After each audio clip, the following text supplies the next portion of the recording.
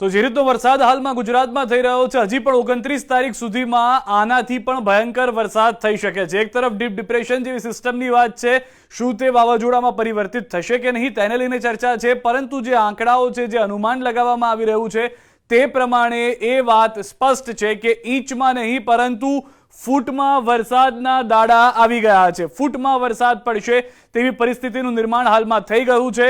સૌથી પહેલા આપણે જણાવી દઈએ કે અલગ અલગ રંગ જોઈ રહ્યા છો ગુજરાતના નકશા પર. કેમ અમે અલગ અલગ રંગ કરેલા છે ગુજરાતના નકશા ઉપર? સૌથી પહેલા આપણે બતાવીએ કે જે 6 થી 10 ઇંચનો વરસાદ આપ જોઈ રહ્યા છો તેનો રંગ જે છે તે એકદમ લાઇટ પિંક છે, એકદમ ઓછો ગુલાબી જે કહી શકાય તેવો છે. ત્યારબાદ ભૂરા રંગનો જે વરસાદ છે એટલે કે વાદળી જે જોઈ રહ્યા છો તે 10 થી 14 ઇંચ છે અને એકદમ ઘાટો વાદળી એટલે કે નેવી બ્લુ ટાઈપનો જે રંગ છે તે 14 થી 18 ઇંચ વરસાદ દર્શાવે છે. જ્યારે રાણી કલર એને જે એક સાથે આપ જોશો તો 18 થી 24 ઇંચ વરસાદ છે અને જે પર્પલ રંગ જોઈ રહ્યા છો તેના પ્રમાણે 24 થી 32 ઇંચ વરસાદ થશે. આ માપદંડ છે નકશાની અંદર જે રંગ છે તેને લઈને. હવે શરૂઆત દક્ષિણ ગુજરાતથી આપણે કરી રહ્યા છીએ. તો દક્ષિણ ગુજરાતમાં વલસાડમાં શું પરિસ્થિતિ છે તેની વાત કરી લઈએ. સૌથી પહેલા વલસાડને આપ જોશો તો વલસાડની અંદર થોડો ઘણો આપને વાદળી રંગ દેખાતો હશે, પરંતુ તેની સાથે ગુલાબી રંગ પણ મર્જ છે. એનો મતલબ એ છે કે અહીંયા આગળ 10 થી 14 ઇંચ વરસાદ ને કેટલાક વિસ્તારમાં 18 થી 24 ઇંચ વરસાદ થઈ શકે છે. અને ત્યારબાદ ડાંગ જેમાં ગુલાબી છે એટલે કે 18 થી 24 ઇંચ વરસાદની પરિસ્થિતિ છે અહીંયા આગળ. ત્યારબાદ નવસારી, તાપી આ વિસ્તારની અંદર 10 થી લઈ અને 18 ઇંચ સુધીનો વરસાદ છે. સુરત, ભરૂચ અને નર્મદામાં પણ 10 થી 18 ઇંચ વરસાદ ખાબકી શકે છે. થોડા ઉપર જઈએ મધ્ય ગુજરાત તરફ. મધ્ય ગુજરાતમાં વડોદરા, છોટાઉદેપુર, પંચમહાલ અને દાહોદનો જે વિસ્તાર છે આ વિસ્તારની અંદર સરેરાશ 10 થી 18 ઇંચ વરસાદ જોવા મળી રહ્યો છે. આ ચારે ચાર જિલ્લામાં તે રીતની પરિસ્થિતિ છે.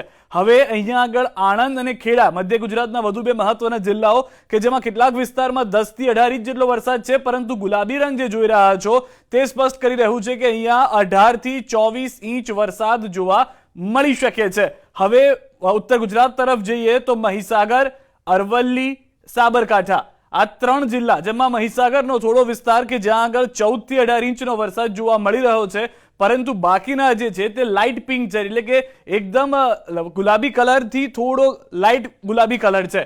એનો મતલબ કે અહીંયા આગળ 6 થી 10 ઇંચ વરસાદ થઈ શકે છે. મહીસાગરનો કેટલોક વિસ્તાર, અરવલ્લીનો કેટલોક વિસ્તાર, સાબરકાંઠાનો કેટલોક વિસ્તાર, મહેસાણા, પાટણ અને બનાસકાંઠા વધુ આ ત્રણ જિલ્લાઓ ઉત્તર ગુજરાતના કે જ્યાં આગળ 6 થી 10 ઇંચ વરસાદની શક્યતા જોવા મળી રહી છે. ગાંધીનગરમાં પણ થોડું મિક્સ છે. ત્યાં આગળ આપ જોશો ગાંધીનગરમાં તો થોડો ભૂરો જે ગુલાબી રંગ છે તે છે ને થોડો વાદળી રંગ ત્યાં જોવા મળી રહ્યો છે. એટલે કે કેટલાક વિસ્તારમાં 6 થી 10 ઇંચ વરસાદ હશે તો કેટલાક વિસ્તારમાં 10 થી 18 ઇંચ વરસાદ હોઈ શકે છે. આ તરફ કચ્છ પર આપણે જઈએ. કચ્છમાં સૌથી વધારે મહત્વની વાત એ છે કે અહીંયા આગળ 10 ઇંચથી લઈ અને 32 ઇંચ સુધીનો વરસાદ હોઈ શકે છે. કેટલાક વિસ્તાર એવા હશે કે જ્યાં 10 થી લઈ અને 18 ઇંચ હશે કચ્છમાં. કેટલાક વિસ્તાર આજે ગુલાબી રંગ જોઈ રહ્યા છો તેમાં 18 થી 24 ઇંચ વરસાદ હશે અને ત્યારબાદ એકદમ ઘાટો ગુલાબી અથવા તો તેને પર્પલ રંગ સમજીને ચાલો કે જેની અંદર 24 થી 32 ઇંચ વરસાદ હોઈ શકે છે.